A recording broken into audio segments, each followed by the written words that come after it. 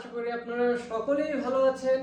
তো আমার আজকে আলোচনা হলো যে আপনারা প্রায় সময় দেখবেন যে দলিলও নাই, খতিয়ানও নাই, তবুও আপনি জমির মালিক। এবার আমার আজকে এইটার উপর আলোচনা হবে। এবার অনেকের এরকম অনেক সমস্যা থাকে, আপনারা আমার এই ভিডিওটাকে একটু শেয়ার করে দিবেন যাতে আরো মানুষের কাছে পৌঁছায়। ওনাদের যদি কোনো সমস্যা থাকে এইসব জিনিস, এইসব জমি সংক্রান্ত বিষয় দেখে ওনার নলেজ হয়। তো আমার আজকে এটার উপর হবে আলোচনা যে দলিলও নাই, খতিয়ানও নাই, তবুও আপনি জমির মালিক। এবার এটা হয় কি করে? এবার আপনারা হয়তো আপনার কাছে একটা জমি আছে, সেটা আপনার কাছে দলিলও নাই, খতিয়ানও নাই, তো সেই জমিটা কিন্তু আপনার কাছে আছে। তো সেক্ষেত্রে হয় কি, ধরে নেন যে আপনার দাদু সিএস যখন একটা সময় ছিল, উনি সিএস মালিকের কাছ থেকে আপনার দাদু হচ্ছে একটা জমি কিনেছেন। আপনার দাদু হচ্ছে সিএস মালিকের কাছ থেকে একটা জমি কিনেছেন। এবার এখানে হয়েছে কি, আপনার দাদুর যখন সিএস মালিকের থেকে কিনেছেন, পরবর্তীতে যখন আমাদের সিএস থেকে আরএস এ কনভার্ট হয়, সেক্ষেত্রে কিন্তু আপনার যে দাদুর নামটা আছে সেটা কিন্তু আপনার এই আরএস খতিয়ানের উপর কিন্তু উঠে যায়। আপনার দাদুর নামটা আরএস খতিয়ানে চলে আসে। এবার আরএস খতিয়ানে যখন দাদুর নামটা আসে, আমরা ওয়ারিশরা কিন্তু সেক্ষেত্রে যখন ওয়ারিশ হিসাবে কিন্তু দাদুর সেই যে জমির অংশটা যেটা উনি সিএস থেকে আরএস এ পেয়েছেন, সেখান থেকে কিন্তু সেটা আমাদের নামে করি না। অথবা অনেক সময় দেখা যায় আপনার দাদুর যে আরএস খতিয়ানের যে জমিটা আছে সেটা হয়তো আরেকজনের কাছে আছে। তো সেই ক্ষেত্রে আমরা যখন সেই জমিটা দাবি করতে যাব যে এটা হচ্ছে আমার দাদুর জমি, তো এই জমিটা হচ্ছে আমার, তো সেক্ষেত্রে ওনারা আপনাদের অবশ্যই বলবে তাহলে দলিল কোথায়? আপনি যেহেতু দাবি করতেছেন, আপনার দলিল কোথায়, আপনার খতিয়ান কোথায়?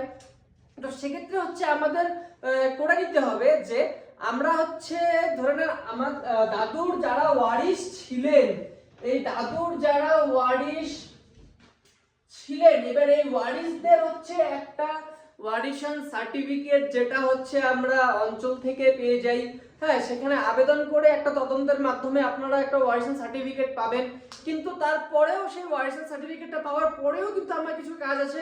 তো সেই ওয়ারিশন সার্টিফিকেট এবং ওখানে যার যার নামে ওয়ারিশন সার্টিফিকেটটা অঞ্চল দিয়েছে, সেটা কিন্তু আপনারা অবশ্যই কোর্ট থেকে আরেকটা ওয়ারিশন সার্টিফিকেট করে নেবেন। কারণ ওয়ারিশন সার্টিফিকেটটা কোর্ট থেকে যেটা দেওয়া হয় সেটাই কিন্তু আমাদের যে কোনো কেসের ক্ষেত্রে যখন আপনারা আবার যে কোনো ব্যাপারে যাবেন, তখন কিন্তু আপনার কোর্টের যে কাগজটা আছে সেই ওয়ারিশন সার্টিফিকেটটাই কিন্তু দেখা হয়। তো আপনারা যখন ওয়ারিশন সার্টিফিকেটটা বের করে নেবেন, ওয়ারিশন সার্টিফিকেট বের করে এবার আপনার দাদুর যে জমিটা আছে সেই জমি হচ্ছে আপনাদের ওয়ারিশ হিসাবে ধরে নেন যে দাদু আছে, দাদুর ওয়ারিশ আছে হচ্ছে দুজন। এবার এই দুজন, যেহেতু দাদুর কথা বলছি, এবার দেখা গেল এই দুজনের কিন্তু আরো ওয়ারিশ আছে। এবার দেখা গেল যে দুজনের হচ্ছে এখানে দুজন ওয়ারিশ আছে, একজন দুজন, এবার এখানে হচ্ছে এই আরেকজনের হচ্ছে একজন দুজন করে ওয়ারিশ আছে। এবার সেই ক্ষেত্রে আপনার দাদু যতটুকু জমি কিনেছে, এবার ধরে নেন আপনার দাদু হচ্ছে 10 বিঘা জমি কিনেছে, আপনার দাদু 10 বিঘা জমি কিনেছে। সেক্ষেত্রে যে প্রথম আপনার দাদুর যে ছেলে আছে, মানে আপনার বাবা এবং আপনার কাকা, এনারা দুজন কিন্তু জমি ভাগ পাচ্ছে হচ্ছে 5 বিঘা 5 বিঘা করে। তো 5 বিঘা 5 বিঘা করে পাওয়ার পরেও কিন্তু আবার এখানে আপনার বাবার দেখা গেল বাবার আর কাকা, আপনার এক বাবার হচ্ছে 2 ছেলে আর আপনার কাকা হচ্ছে 2 ছেলে।